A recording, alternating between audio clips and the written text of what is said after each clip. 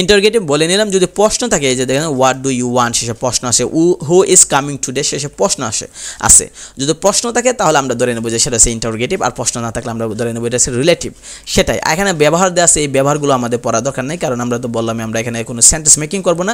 এখানে অ্যাডমিশন টেস্টে সাধারণত অপশন দেওয়া থাকবে, আমরা এই অপশনটা দেখে আমরা টিক চিহ্ন দিয়ে দেবো, সেটাই আমাদের কাজ, বা বৃত্ত ভরাট করে দেবো। তো রেসিপ্রোকাল প্রোনাউন দেওয়া আছে। রেসিপ্রোকাল প্রোনাউন আমরা যদি দেখি, বলছে যে প্রোনাউন দুই বা ততোধিক ব্যক্তির মধ্যে সম্পর্ক, অর্থাৎ দুইয়ের অধিক যদি হয় তাহলে আমরা সেটাকে বলবো রেসিপ্রোকাল প্রোনাউন বলা হয়, দুইয়ের অধিক। যাই হোক, তবে আমাদের এগুলো জানার দরকার নাই, আমরা শুধু দুইটা শব্দ মনে রাখবো, একটা হচ্ছে ইচ আদার, আর একটা হচ্ছে ওয়ান অ্যানাদার। এই দুইটা শব্দ যদি আমরা কোথাও পাই, যে ইচ আদার এবং ওয়ান অ্যানাদার, তাহলে আমরা ধরে নেবো সেটা হচ্ছে রেসিপ্রোকাল প্রোনাউন। সেটা যেখানে থাকুক, সামনে পিছে যেখানে থাকুক, যদি আমরা দেখি ইচ আদার পাই অথবা ওয়ান অ্যানাদার পাই, তাহলে সেটা আমরা রেসিপ্রোকাল প্রোনাউন বলবো। আর কিছু দেখা দরকার নাই, কাকে বলবো জানা দরকার নাই, কিছু কই বসে সেটাও আমার জানা দরকার নাই। শুধু আমরা ইচ আদার, ওয়ান অ্যানাদার এই দুইটা শব্দ যদি আমরা কোথাও পাই, তাহলে আমরা বলে নেবো যে এটা রেসিপ্রোকাল প্রোনাউন বলা হয়। তারপর আমরা ইনডিফিনিট প্রোনাউন আমরা দেখি। ইনডিফিনিট শব্দের অর্থ হচ্ছে অনির্দিষ্ট। আমরা আর্টিকেল পড়ছি, আর্টিকেলকে দুই ভাগে ভাগ করছে, একটা ডেফিনিট, একটা হচ্ছে ইনডিফিনিট। ডেফিনিট মানে নির্দিষ্ট, যেটা হচ্ছে দা আর্টিকেল বসে, আর ইনডিফিনিট হচ্ছে অনির্দিষ্ট, যেটা হচ্ছে এ অথবা এন বসে। তো এখানে ইনডিফিনিট প্রোনাউন দ্বারা এটাই বোঝাচ্ছে যেগুলো হচ্ছে অনির্দিষ্ট প্রোনাউন বোঝায়, যেগুলো নির্দিষ্ট নয়। তো আমাদের এগুলো জানা দরকার নাই, আমরা শুধু কতগুলো শব্দ আছে যেগুলো আমরা মুখস্থ করে ফেলবো, যেমন any, one, each, everybody, either, someone, everyone, no one, nobody, somebody, neither, any, another, the other, anybody, anyone.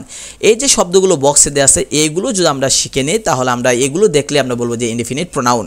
কোথায় বসছে, কেমনে বসছে, সেগুলো আমাদের জানা দরকার নেই। আরও কিছু দেওয়া আছে both, few are many, other, several, এগুলো। আরও কতগুলো দেওয়া আছে অল, এনি, মোর, মোস্ট, নান, সাম। এগুলো আমরা যদি শিখে ফেলি তাহলে আমরা বলে দেবো যে এগুলো থেকে আপনার যে ইনডিফিনিট প্রোনাউন দেওয়া আছে, এটাই আমাদের যথেষ্ট। তো এখানে আবার কিছু কথা আছে যে আমরা যদি একটু দেখে নিই, যে মানে সেন্টেন্স মেকিং করার জন্য, যদি সেন্টেন্স মেকিং আসে না তারপর আমরা একটু দেখে নিই যে এই এগুলো হচ্ছে সিঙ্গুলার প্রোনাউন। যে এক নাম্বারটা দেওয়া আছে, যেটা বক্সে দেওয়া আছে, এটা যে এদের পরে ভার্ব কী হবে, সিঙ্গুলার হবে। আর এই যে বোথ, ফিউ আর মেনি দেওয়া আছে, এগুলো হচ্ছে প্লুরাল, তাই এদের পরে ভার্ব কী বসবে, প্লুরাল বসবে, যেমন ইজ না বসে আর বসবে, সেটাই বলতেছে।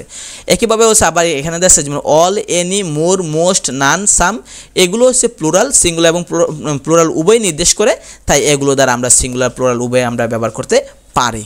ঠিক আছে, তাহলে আমরা বুঝবো কেন কোনটা সিঙ্গুলার নাকি কোনটা প্লুরাল। একটা চেনার উপায় হচ্ছে কি, আপনি যদি খেয়াল করে দেখেন, যে দেখবেন যে প্রথমটা দেখেন all of the cake is given to me. এখানে দেখেন অল অফ দ্য কেক, তাহলে অফের পরে যে কেক ব্যবহার করছে, এই কেকটা দ্বারা একটা কেক বোঝাচ্ছে, তাই আমরা ইজ দিতেছি। আর আমরা যদি এটা খেয়াল করে দেখেন all of the cup cakes are given to me, এখানে অল আছে কিন্তু অফের পরে কাপ কেকস, কেকের মধ্যে এস দেওয়া আছে, তার মানে বোঝাচ্ছে এটা দ্বারা কি বোঝাচ্ছে, অনেকগুলো, তাই আমরা আর দিছি। যেহেতু অল, এনি, মোর, মোস্ট, নান, সাম এগুলো দ্বারা একটাও বোঝায়, অনেকগুলো বোঝাতেছে, তাহলে আমরা বুঝবো কীভাবে, ওই যে বললাম অফের পরে যে শব্দটা থাকবে, এটা যদি প্লুরাল থেকে অনেকগুলো বোঝায়, এস থাকে, তাহলে আমরা এটাকে আর দিব, আর যদি একটা বোঝায় তাহলে আমরা ইজ দেব। তাহলে আমরা কি বুঝলাম, যে প্রথম যে বক্সটা দেওয়া আছে, এটা মানে এদের পরে ভার্ব সিঙ্গুলার হয়, ইজ বসে বা ওয়াজ বসে। আর দুই নাম্বারটা দেওয়া আছে বোথ, ফিউ, এটার পরে ভার্ব প্লুরাল হয়, যেমন আর বসে অথবা ওয়্যার বসে। আর তিন নাম্বারে অল, এনি, মোর, এটা বলতেছে যে এটার পরে ভার্ব ইজও বসে, আরও বসে। তাহলে আমরা কেমনে দেখবো, যে অফের পরে যে শব্দটা আছে, এটা যদি একটা বোঝায় তাহলে ইজ, অনেকগুলো বসালে আর। তো আমাদের এগুলো জানার দরকার নেই, আমরা শুধু জানবো কোনটা, যে এই শব্দগুলো মুখস্থ করবো, এগুলো থাকলে আমরা বলবো যে এটা ইনডিফিনিট প্রোনাউন, সেটাই আমাদের কাজ।